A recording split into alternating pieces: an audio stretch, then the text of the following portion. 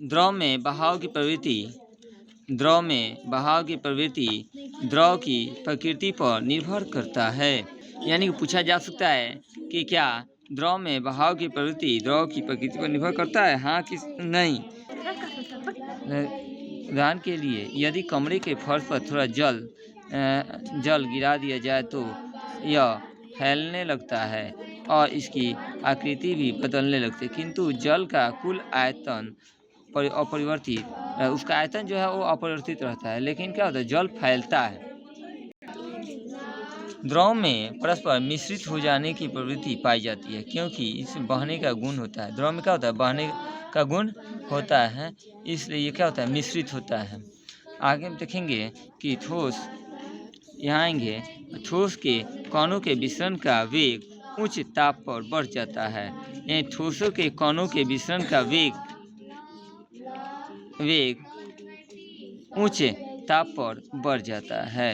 यानी हम कहेंगे, आप जानते हैं कि वायु ऑक्सीजन, नाइट्रोजन, कार्बन डाइऑक्साइड और अन्य गैसों का मिश्रण है।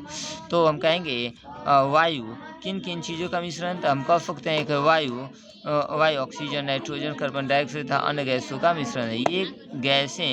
ये गैसें जल में विसरण की प्रक्रिया द्वारा घुली रहती हैं। जल में विलीन ऑक्सीजन और कार्बन डाइऑक्साइड गैसों को क्रमशः जलीय जीव जंतु तथा पौधे ग्रहण कर जीवित रहते हैं। तो हम कह सकते हैं कि जल का जमना, किसी द्रव का ठोस के रूप में परिवर्तन द्रव का जमना कहलाता है। यानी कोई द्रव है और वो जम जाता है तो उसे द्रव का जमना कहते हैं।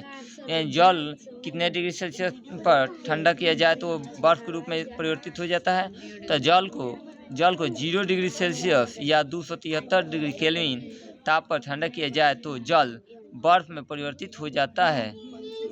लेकिन हालांकि यह परिवर्तन अस्थायी होता है। यानी कि जल को जब 0 डिग्री सेल्सियस पर जब ठंडा करेंगे, 0 डिग्री सेल्सियस तापमान करेंगे या 273 डिग्री केल्विन तापमान जब करेंगे तो ठंडा हो जाएगा और वो बर्फ के रूप में परिवर्तित हो जाएगा। पुनः जैसे उसको गर्मी मिलेगी, वो क्या हो जाएगा, द्रव अवस्था में आ जाएगा। तो आगे दिया है वाष्पन। आपने देखा होगा कि एक चिमटी थाली में रखे जल को खाली वायु में रख दिया जाए तो कुछ समय के पश्चात थाली का जल गायब हो जाता है। यानी पानी क्या होता है, जब गर्म होता है तो धीरे पानी वाष्प बन के उड़ जाता है। इसी प्रकार छिछले तालाब और झील का जल भी विशेषकर गर्मी के मौसम में धीरे धीरे गायब हो जाता है।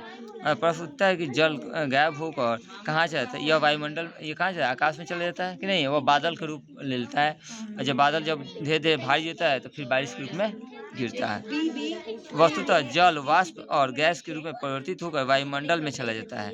जल वाष्प और गैस के रूप में परिवर्तित होकर वायुमंडल में चला जाता है। और जिस प्रक्रिया द्वारा जल वाष्पन में परिवर्तित होता है उसे वाष्पन कहते हैं।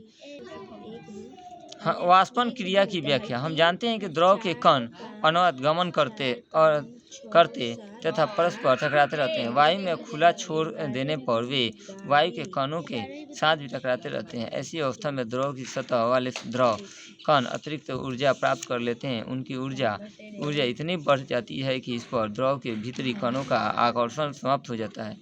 फलतः ये कण जल की सतह को छोड़कर वाष्प में परिवर्तित होकर वायु में चले जाते हैं।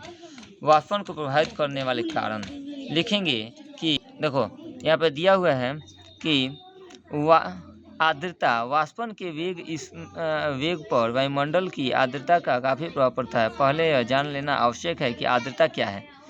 तो वायु में उपस्थित जलवाष्प की मात्रा आर्द्रता कहलाती है।